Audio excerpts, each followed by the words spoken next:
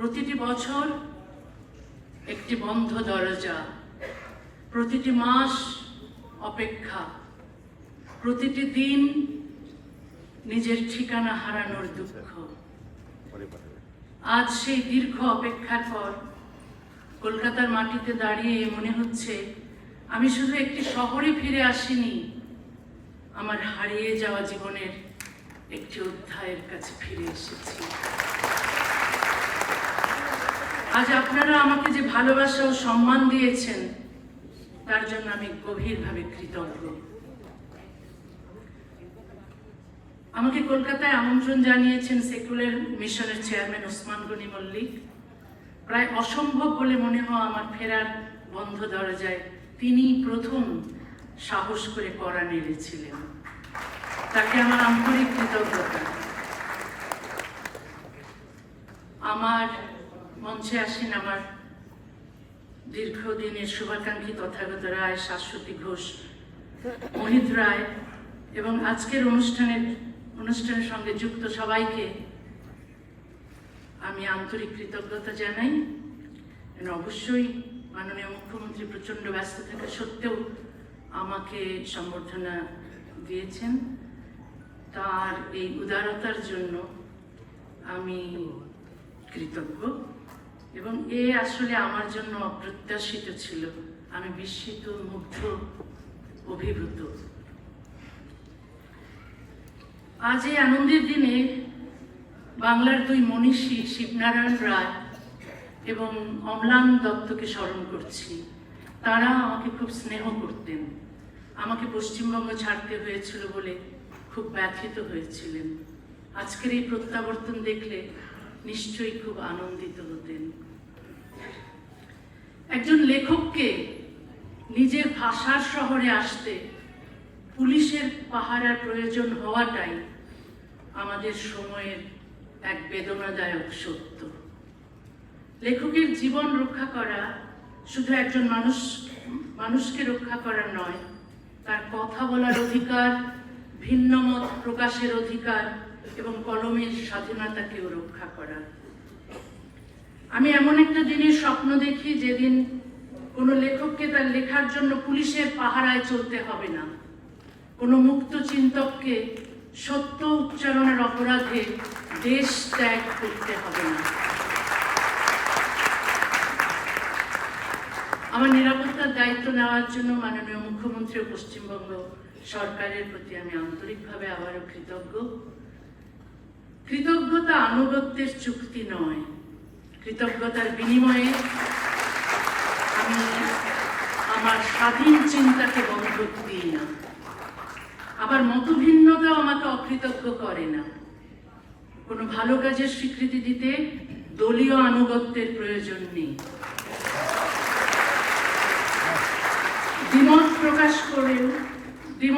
দ্বিমত প্রকাশ করতেও বিদ্বেষের প্রয়োজন নেই।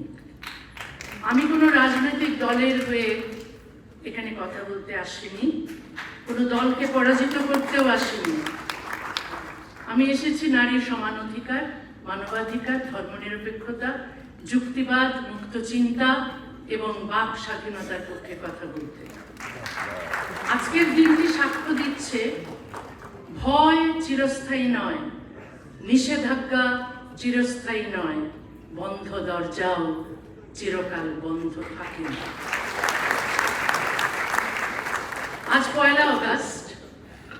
অগাস্ট আমার জন্মের মাস, অগাস্ট আমার নির্বাসনের মাস, আজ থেকে অগাস্ট আমার প্রত্যাবর্তনের মাস। 1994 সালে 8ই অগাস্ট আমাকে বাংলাদেশ ছাড়তে বাধ্য করেছিল তখনকার সরকার। রাতের অন্ধকারে আমার স্বদেশের দরজা আমার জন্য বন্ধ করে দেওয়া হয়েছিল। তারপর একের পর এক সরকার এসেছে, কিন্তু সেই দরজা আর খোলেনি। আর মাত্র 7 দিন পর আমার নির্বাসনের 32 বছর পূর্ণ হবে। স্বদেশের বাইরে কাটানোর সময় এরই মধ্যে স্বদেশে কাটানোর সময়কে অতিক্রম করেছে। রাষ্ট্র আমাকে দেশ থেকে সরিয়ে দিয়েছে, কিন্তু আমার ভেতর থেকে দেশকে সরাতে পারেনি। বাংলা ভাষায় আমার বহনযোগ্য স্বদেশ, যে স্বদেশ আমি সঙ্গে করে পৃথিবীর এক প্রান্ত থেকে আরেক প্রান্তে নিয়ে বেরিয়েছি। এক বাংলায় আমার জন্ম, আরেক বাংলায় হারিয়ে যাওয়া ঘর খুঁজে পেয়েছিলাম। শেষ পর্যন্ত একজন বাঙালি লেখকের জন্য দুই বাংলার কোথাও একটি ছোট ঘরও রইল না। ইউরোপ আমাকে নাগরিকত্ব, নিরাপত্তা এবং আশ্রয় দিয়েছে, আমি তার জন্য কৃতজ্ঞ। কিন্তু নাগরিকত্ব আর আপনত্ব এক জিনিস নয়। নিরাপদ বাড়ি পাওয়া যায়, ঘর তৈরি হয় ভাষা, স্মৃতি, সংস্কৃতি এবং মানুষের ভালোবাসায়। পশ্চিমবঙ্গের সঙ্গে সম্পর্ক আমার আজকের নয়। 70-এর দশকে ময়মনসিংহে বসেই কলকাতার সাহিত্য পড়েছি, গান শুনেছি, রেডিওতে নাটক শুনেছি। বাস্তবে দেখার আগেই বই, সুর আর মানুষের কণ্ঠের ভেতর কলকাতাকে আবিষ্কার করেছিলাম। 1978 সালে কিশোর বয়সী সেজুতি নামে একটি কবিতা পত্রিকা সম্পাদনা শুরু করি। পশ্চিমবঙ্গ থেকে ডাকযোগে কবিতা আসতো, কাঁটাতারের ওপার থেকে খামের ভেতর উড়ে আসতো শব্দ। আমি সেই কবিতা ছাপাতাম, পশ্চিমবঙ্গের লিটল ম্যাগাজিনেও লিখতাম। রাজনীতি যখন বাংলাকে ভাগ করেছিল, কবিতা তখন দুই বাংলার মধ্যে সেতু তৈরি করেছিল। 80-এর দশকের শেষ দিকে কলকাতায় আসা শুরু করলাম। 90-এর দশক থেকে এখানে আমার বই প্রকাশিত হয়। বাংলাকে কোনোদিন এপার ওপার বলে অনুভব করিনি। কাঁটাতার ভূখণ্ডকে ভাগ করতে পারে, ভাষাকে ভাগ করতে পারে না। নির্বাসনের পথে দেশ খুঁজতে খুঁজতে এক দশক পর কলকাতায় একটি ঘর পেয়েছিলাম। এখানেই আমি সুখে ও স্বস্তিতে ছিলাম, সৃষ্টিশীল ছিলাম। আমার বই দ্বিখণ্ডিত নিষিদ্ধ হয়েছিল। কলকাতা হাইকোর্ট সেই নিষেধাজ্ঞা খারিজ করে দেন। তবু 2007 সালের 22শে নভেম্বর পশ্চিমবঙ্গ সরকার আমাকে কলকাতা ছাড়তে বাধ্য করেছিল। আমি কোনো অপরাধ করিনি, কোনো আদালত আমাকে নির্বাসনের সাজা দেয়নি। তবু মৌলবাদীদের হুমকির মূল্য দিতে হলো আমাকে, আমার ঘর, শহর, পাঠক এবং স্বাভাবিক জীবন হারিয়ে। আমি তো আমার দেশেও কোনো অপরাধ করিনি। তারপরও আমার দেশ বাংলাদেশ আমাকে শাস্তি দিয়েছিল। 32 বছর আগে আমাকে নির্বাসন দিয়েছিল। 32 কি দোষ আমার ছিল? আমি কি কাউকে হত্যা করেছিলাম? কারো ঘর পুড়িয়েছিলাম? আমি ডাক্তারি করেছি আর আমার গল্প, কবিতা, প্রবন্ধে কিছু সহজ কথা লিখেছি। লিখেছি নারী ও পুরুষের সমান অধিকারের কথা, লিখেছি ধর্ম, বর্ণ, জাত বা লিঙ্গ পরিচয় নির্বিশেষে সবার সমান মানবাধিকারের কথা। বলেছি কোনো বিধান, তার উৎস ধর্ম, সমাজ, পরিবার বা রাষ্ট্র যাই হোক, মানুষের স্বাধীনতা, সমতা ও মর্যাদা কেড়ে নিলে সেই বিধান বদলাতে হবে। এই কথাগুলোই অপরাধ বলা হলো, এই কথাগুলোকেই অপরাধ বলা হলো। সারা দেশে আমাকে হত্যার জন্য মিছিল বের হলো, আমার বিরুদ্ধে ফতোয়া জারি হলো, মাথার মূল্য ঘোষণা হলো। রাষ্ট্র আমার নিরাপত্তা নিশ্চিত করার বদলে আমার বিরুদ্ধে গ্রেফতারি পরোয়ানা জারি করলো, শেষ পর্যন্ত আমাকে দেশ থেকে বের করে দিল। আমার নির্বাসন নিছক একটি ব্যক্তিগত দুর্ঘটনা নয়, এটি রাষ্ট্রের একটি নৈতিক ব্যর্থতার ইতিহাস। রাষ্ট্র যখন নাগরিকের অধিকার রক্ষার বদলে ধর্মীয় হুমকির কাছে নতি স্বীকার করে, তখন শুধু একজন লেখক নির্বাসিত হন না, আইনের শাসনও নির্বাসিত হয়, ন্যায় বিচারও নির্বাসিত হয়, রাষ্ট্রের নৈতিক সাহসও নির্বাসিত হয়। আমাকে সরিয়ে দিয়ে রাষ্ট্র শান্তি প্রতিষ্ঠা করেনি। একজন নিরস্ত্র লেখকের অধিকার বিসর্জন দিয়ে সাময়িক নীরবতা কিনেছিল। একজন লেখককে সরিয়ে দিলে হয়তো একদিনের জন্য রাস্তা শান্ত হয়, কিন্তু রাষ্ট্র দুর্বল হয়। হুমকিদাতা শক্তিশালী হয়। সে শিখে যায় আরো জোরে হুমকি দিলেই রাষ্ট্র নত হবে। ভয়ের কাছে আপোষ শান্তি আনে না, পরবর্তী হুমকির ভিত্তি তৈরি করে।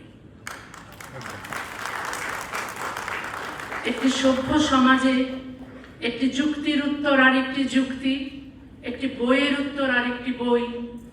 কোনো মত অপছন্দ হলে প্রতিবাদ করুন, খণ্ডন করুন, পাল্টা লিখুন, কিন্তু লেখককে হত্যা করতে যাবেন না, কারাগারে নিক্ষেপ করবেন না, তার দেশ, ভাষা, পাঠক ও ঘর থেকে তাকে নির্বাসিত করবেন না। যে স্বাধীনতা শুধু নিজের পছন্দের কথার জন্য, তার নাম বাক স্বাধীনতা নয়। একটি সমাজের সভ্যতা বোঝা যায় তার অপ্রিয় ও অজনপ্রিয় মত কতটা নিরাপদ তা দিয়ে। মতভিন্নতা সভ্যতার স্বাভাবিক বৈশিষ্ট্য। মতের উত্তরে হত্যার হুমকি সভ্যতার পরাজয়। আমি কোনো মানুষের বিরুদ্ধে লড়াই করি না, আমি লড়াই করি অশুভ মতাদর্শের বিরুদ্ধে। সেই সব মতাদর্শের বিরুদ্ধে যেগুলো নারীকে পুরুষের অধীন করে, শিশুকে যুক্তির বদলে অন্ধ আনুগত্য শেখায়, ধর্মত্যাগ বা ঈশ্বরে অবিশ্বাসকে অপরাধ বলে এবং ভিন্ন ধর্ম ও ভিন্ন মতের মানুষকে ঘৃণা করতে বা হত্যা করতে শেখায়। আমি সব ধর্মীয় মৌলবাদের বিরোধী। ইসলামী মৌলবাদের বিরুদ্ধে আমি বেশি সরব, কারণ শৈশব থেকেই একে খুব কাছ থেকে দেখেছি। ইসলামী আইনে নারীর বিরুদ্ধে বৈষম্য দেখেছি, অমুসলিম, নাস্তিক ও মুক্ত চিন্তকদের উপর নিপীড়ন দেখেছি, মানুষের ব্যক্তিগত জীবন, চিন্তা ও স্বাধীনতা নিয়ন্ত্রণ করতে দেখেছি, সারা বিশ্ব জুড়ে জিহাদি উগ্রপন্থীদের সন্ত্রাস ও হত্যাকাণ্ড দেখেছি। তাই এর নাম স্পষ্ট করে বলি। আমি সব ধর্মের মৌলবাদকে এক কাতারে রাখি না। অন্যান্য ধর্মের মৌলবাদের কথা বলে ইসলামী মৌলবাদকে আড়াল করি না। যে অন্যায় যেখানে ঘটবে, যে মতাদর্শ তার জন্য দায়ী, তাকে তার নাম ধরেই সমালোচনা করি। সত্যকে ভারসাম্যের নামে অস্পষ্ট করা নিরপেক্ষতা নয়, বরং তা সত্যের সঙ্গে আপোষ। ইসলামের সমালোচনা মুসলমানের প্রতি বিদ্বেষ নয়। মানুষের অধিকার আছে, মতাদর্শের কোনো অধিকার নেই। মানুষকে রক্ষা করতে হবে, মতাদর্শকে প্রশ্ন করতে হবে। মুসলমানের শুভাকাঙ্ক্ষী হওয়া মানে তাদের ধর্মীয় শাসনের বন্দিত্বে রেখে দেওয়া নয়। আমি চাই মুসলিম সমাজে মুক্ত চিন্তার চর্চা বাড়ুক, যুক্তিবাদী ও ধর্মনিরপেক্ষ মানুষের সংখ্যা বাড়ুক, নারীরা পূর্ণ সমানাধিকার পাক, কারো মানবাধিকার লঙ্ঘিত না হোক। কোনো মতাদর্শই সমালোচনার ঊর্ধ্বে নয়। ইসলামের সমালোচনা করা বা ইসলাম সম্পর্কে সত্য কথা বলা মুসলমানের প্রতি বিদ্বেষ নয়, বরং মুসলিম সমাজের সংস্কার, বিবর্তন ও মানুষের মুক্তির জন্য এই সমালোচনা অত্যন্ত জরুরি। আজ বিশ্বের অধিকাংশ গণতান্ত্রিক সমাজে খ্রিস্ট ধর্ম, হিন্দু ধর্ম, ইহুদি ধর্ম, বৌদ্ধ ধর্ম, কোনো ধর্মই নীতিগতভাবে সমালোচনার ঊর্ধ্বে নয়।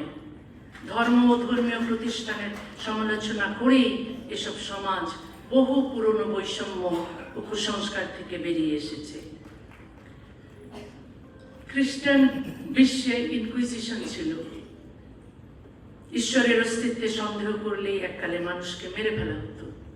স্প্যানিশ ইনকুইজিশন এখন ইতিহাসের একটি অন্ধকার অধ্যায়।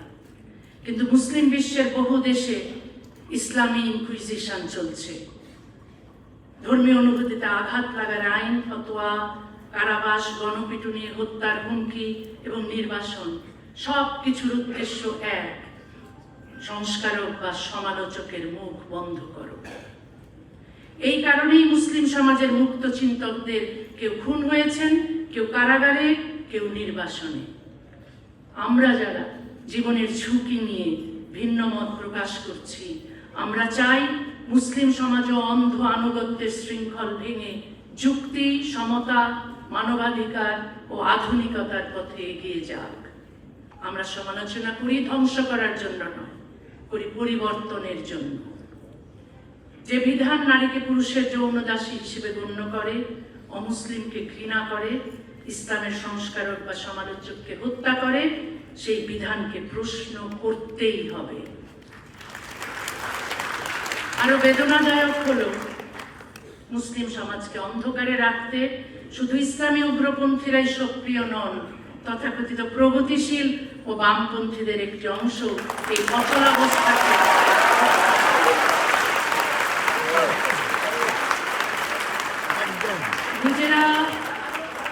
নিজেরা বাক স্বাধীনতা ও নারী পুরুষের সমানাধিকার ভোগ করেও ইসলামের সমালোচক ও সংস্কারকদের তারা মুসলমান বিদ্বেষী আখ্যা দেন।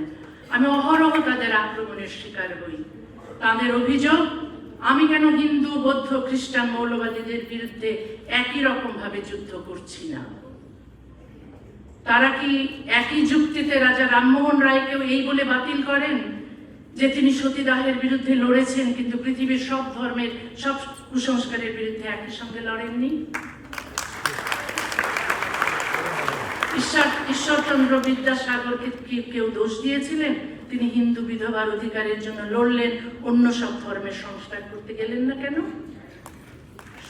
সমাজ সংস্কারক তার সবচেয়ে পরিচিত সমাজের অন্যায় থেকেই লড়াই শুরু করেন।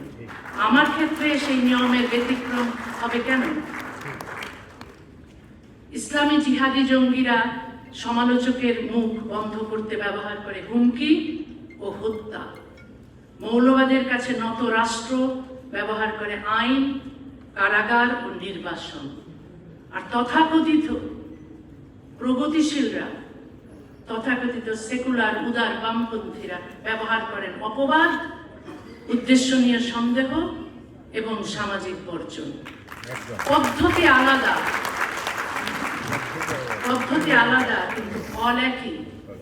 ইসলামের সমালোচনা বন্ধ হয়, মুসলিম নারীর বঞ্চনা অক্ষত থাকে, মুসলিম সমাজের বিবর্তন থেমে থাকে।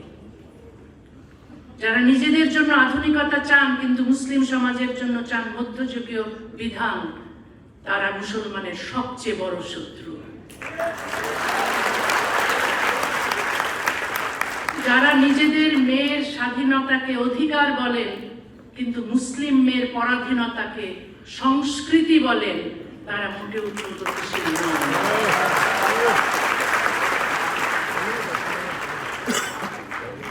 মুসলিম বিশ্বের বহু সমাজে এখনো সপ্তম শতাব্দীর সামাজিক বাস্তবতায় তৈরি নারী বিরোধী ও বৈষম্যমূলক বিধানকে চিরন্তন আইন হিসেবে মানা হয়। ক্যালেন্ডার এগোলেই সমাজ আধুনিক হয় না, হাতে আধুনিক প্রযুক্তি এলে, শহরে উঁচু ভবন উঠলে সমাজ আধুনিক হয় না। আধুনিক হতে হলে আইন, শিক্ষা, নৈতিকতা এবং রাষ্ট্রচিন্তাকেও আধুনিক হতে হয়। কোন প্রাচীন বিধানকে আজকের মানবাধিকার, স্বাধীনতা ও সমতার মানদণ্ডে অন্যায় মনে হলে তা বদলাতেই হবে।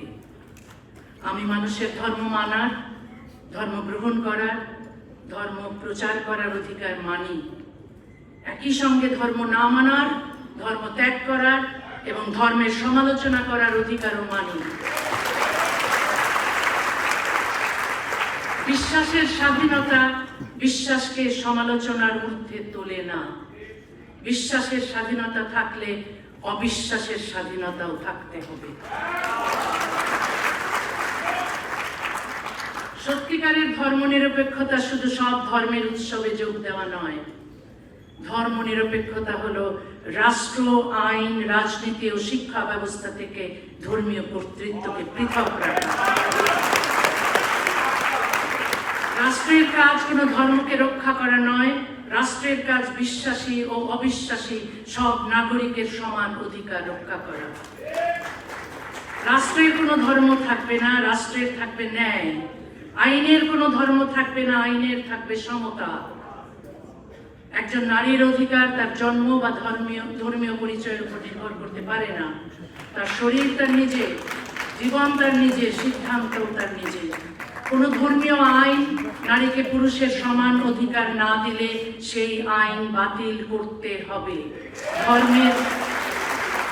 ধর্মের মর্যাদার চেয়ে মানুষের মর্যাদা বড়।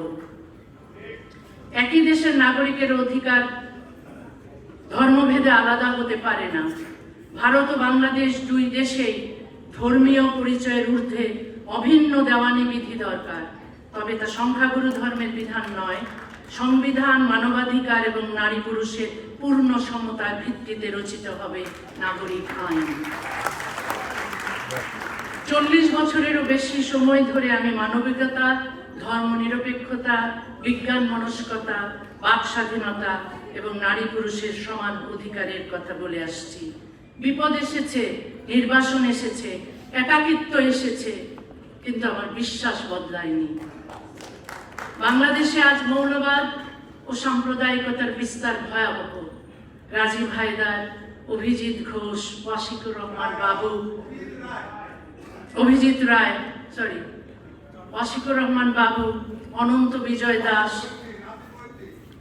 নিলয় নীল, ফয়সল আরিফিন দীপন সহ অনেক সাহসী মুক্ত চিন্তককে জিহাদি সন্ত্রাসীরা নৃশংসভাবে হত্যা করেছে। তাদের অপরাধ ছিল তারা প্রশ্ন করেছিলেন, ইসলামের বৈষম্যমূলক বিধানের সমালোচনা করেছিলেন, অবিশ্বাসীদের দমন এবং বাক স্বাধীনতার পর আক্রমণের সত্য তুলে ধরেছিলেন। তাদের হত্যা করে সমাজকে একটি বার্তা দেওয়া হয়েছে, প্রশ্ন করলে মৃত্যু, নীরব থাকলে জীবন। আমি সেই শর্ত মানি না। যে জীবন নীরবতার বিনিময়ে কিনতে হয় সেটি স্বাধীন জীবন নয়। কিন্তু প্রশ্নকে হত্যা করা যায় না। একজন প্রশ্নকারীকে হত্যা করলে সেই প্রশ্ন আরো বহু মানুষের কণ্ঠে ফিরে আসে। যে সমাজ তার সমালোচককে হত্যা করে, কারাগারে পাঠায় বা নির্বাসিত করে, সে সমাজ সমালোচককে নয়, নিজের ভবিষ্যৎকেই হত্যা করে, বন্দী করে বা নির্বাসিত করে। তারপর আমি আশা ছাড়ি না।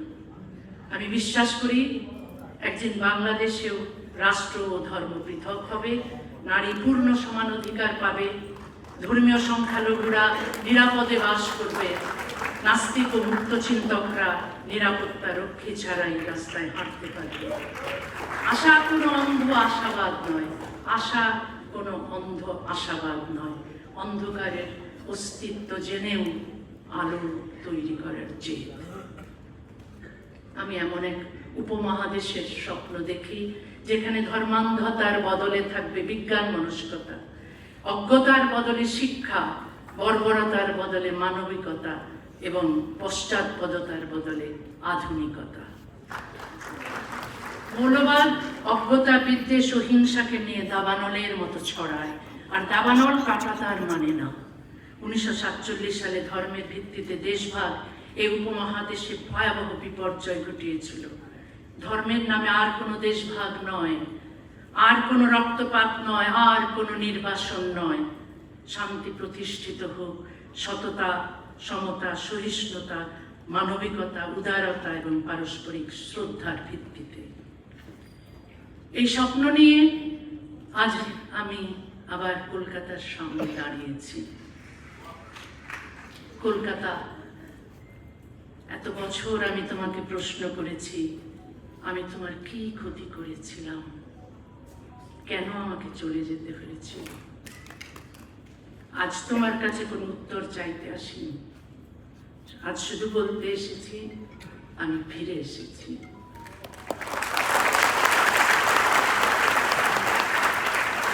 আমার চোখে জল আছে, মনে অভিমান আছে, কিন্তু 2 হাত ভরা ভালোবাসাও আছে। কারণ যে শহর আমাকে কাঁদিয়েছে সেই শহরই আমাকে স্বপ্ন দেখিয়েছে। যে শহর থেকে আমাকে চলে যেতে হয়েছে সেই শহরেই ফিরে আসার স্বপ্ন আমি এত বছর দেখেছি। আমি জানি চলে যাওয়া আর ফিরে আসার মাঝখানের 19 বছর কেউ আমাকে ফিরিয়ে দিতে পারবে না। কিন্তু আজকের এই দরজা খোলা প্রমাণ করে অন্যায় দীর্ঘস্থায়ী হতে পারে, চিরস্থায়ী নয়।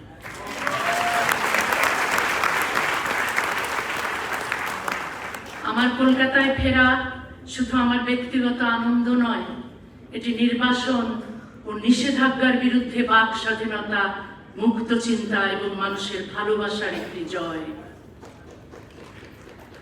নির্বাসন আমার ঠিকানা কেড়ে নিয়েছে, কিন্তু আমার ভাষা কেড়ে নিতে পারেনি। আমার ঘর কেড়ে নিয়েছে, কিন্তু ঘরে ফেরার আকাঙ্ক্ষা কেড়ে নিতে পারেনি। আমি যতদিন বেঁচে থাকবো, পৃথিবীর যে প্রান্তেই থাকি, লিখব। যা সত্য বলে বিশ্বাস করি তা বলবো। আজ 1 আগস্ট 2026। আজকের দিনটি আমার জীবনের